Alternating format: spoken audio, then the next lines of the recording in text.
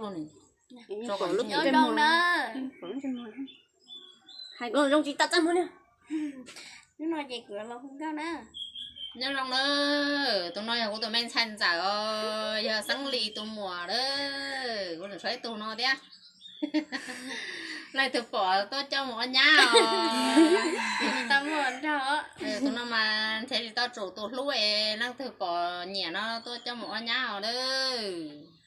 Nó lần chơi gì? Đây mua ít tụi nhiều rồi thế, mua cậu chỉ kiểu nha thì lần thứ rồi tôi cho một nhá đó. Đây là cho anh đi.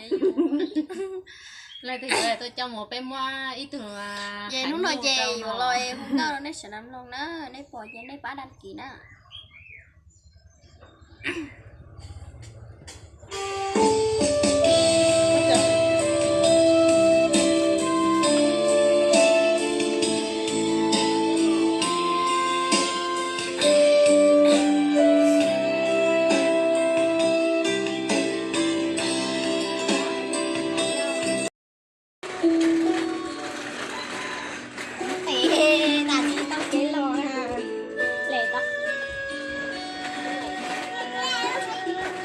Kêu nữa, tụi tao không có đấy.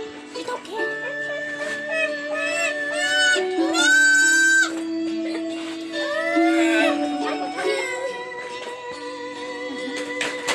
Tia tê đa li đa, vua nhỏ li cha yo chi mùa cô. Lù tia tê lo li lo yo chi mùa cô. Chê cú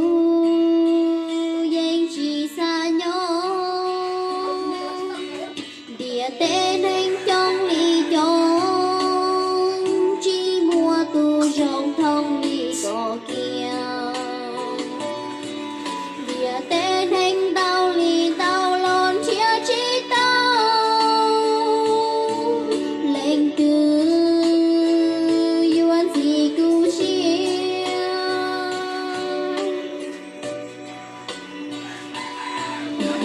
nhớ chi tao chỉ mua cơ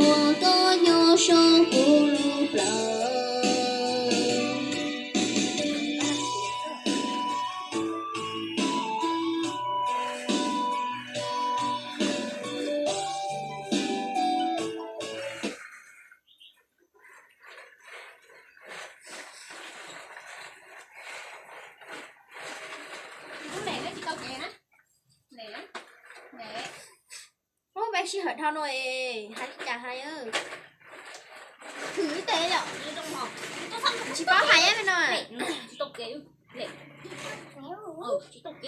chỉ hỏi thao bố rú rú nó là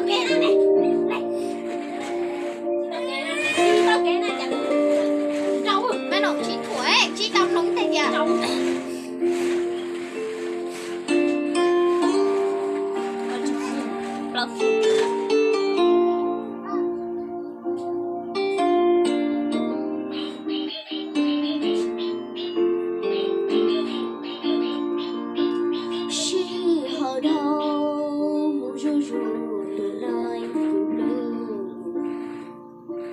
She hỏi đâu chẳng thì chỉ tao cho ca She hỏi ta trong ổ lời lo đê lo hậu xia tranh cho chỉ tao chê có lù bê tranh sợ cứ chùa xia con cho đua trên thời chơi say ua đã mua cô tu sợ tao trên chi tao mua lửa họ phong vì tranh to sẽ có qua trò cả lo có hay tiếc sẽ hơi đau của tê cô nhớ ai sẽ cho tao có trên tiền chỉ đủ nó cứ trên xa xôi nhua thao tư cô theo nhua chỉ đâu chỉ hỏi đâu để mù điên tao tròn lo chỉ bỏ con chị có hay do một món tròn chỉ đuôi rồng gì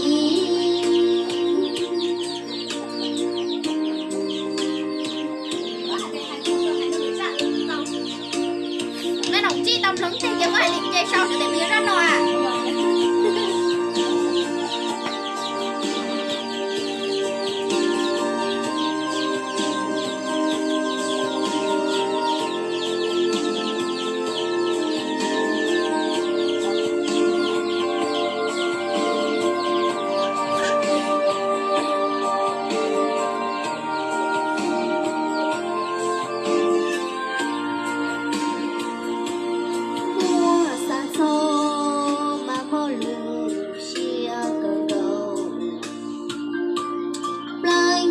trâu xí xí lu chi xí tao chơi thì giờ vô vì đã chi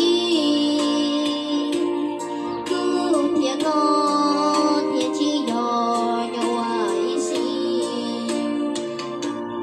có hay đi xí hết đâu muốn tê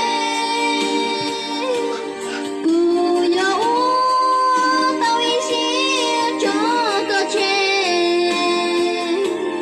tiền xí đủ nó cứ chê xa rồi vô thao tư cứ theo lý do chỉ nhỏ chỉ hỏi đâu để bù liền tao hiểu lo chỉ bỏ có khó tự lý do mùa mong tròn chỉ đuôi rồng gì lúa rồi luôn để có bù chia gì là hai đứa giờ thì bây giờ ấy chật chịu tú lệ tao kể rồi nó đi làm mặc quay đua hả đi làm mặc quay đua cái chuyện đó là dẻo Nước đi. Nè, quên còn đến té mà. Quên còn đến té. Đấy là chị chẳng đâu thôi.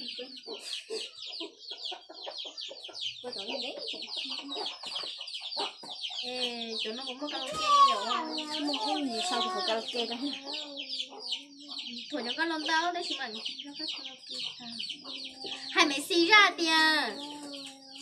Tao muốn cố lần sau đấy thế rồi. Có sao thì karaoke có hay bằng mình xem mà xí chỉ tao mua tiền mua.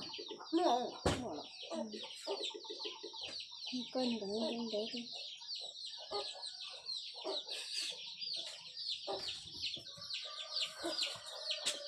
Mẹ xin đưa thử karaoke nè, thử hai thèm chi chỉ thua chứ.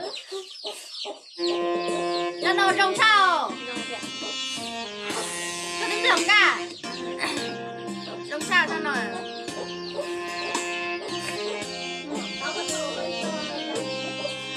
Nhằm một chữ ca. Nhằm một chữ ca rồi.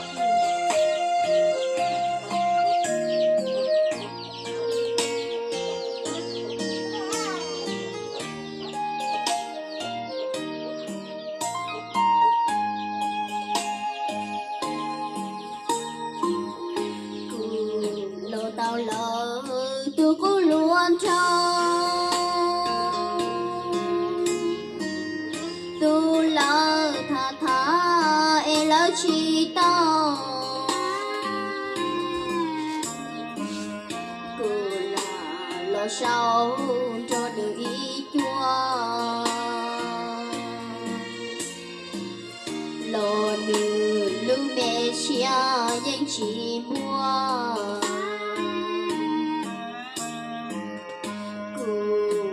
tao lỡ tôi cũng lùa ô chị thuê Câu luôn Cho còn lúc nhớ đông đó hai con rong chị tao chăm hơn nè. nó nói về cửa là không cao nè nhớ lòng nữa tôi nói của tụi mình thành giả giờ sáng lì tôi mùa đó của được thấy tôi nói đấy lại thực bỏ tôi cho một nhá tao muốn cho tôi nói mà thế thì tao chủ tôi lúc ấy năng thực bỏ nhẹ nó tôi cho một nhá ở đây một lần chơi gì bê mua lấy tủ nhô thế mua cậu chỉ kiểu nha thì lần thứ dưới tôi cho một nhá đó đây là chân đĩa lại thứ dưới tôi cho một bê mua ít từ vậy lúc nói về rồi không đâu nó sẽ nằm luôn đó nó bỏ về nó phá đăng ký đó